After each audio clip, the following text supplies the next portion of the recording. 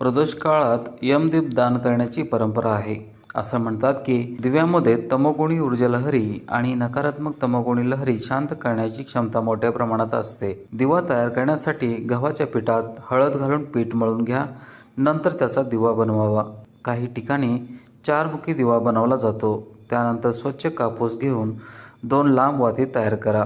त्यांना दिव्यामध्ये एकमेकांच्या आडव्या दिशेने अशा प्रकारात ठेवा की वातीची 4 टोकं दिव्याच्या बाहेर आपणास दिसतील. आता त्यात तिळाचे तेल टाका. प्रदोष काळात अशा प्रकारे तयार केलेली दिव्याची रोवळी, अक्षता आणि फुलांनी पूजा करा. त्यानंतर घराच्या मुख्य दरवाजाबाहेर थोडी साखर किंवा गव्हाचा ढीग ठेवून त्यावर दिवा लावा. दिवा लावण्यापूर्वी तो पेटवून दक्षिण दिशेकडे पहा, कारण दक्षिण दिशेला यमाचं स्थान मानलं जातं. काही जण घरातील दक्षिण दिशेला हा दिवा ठेवतात किंवा 13 दिवे लावून कुटुंबातील सदस्यांचे मृत्यूपासून संरक्षण करा.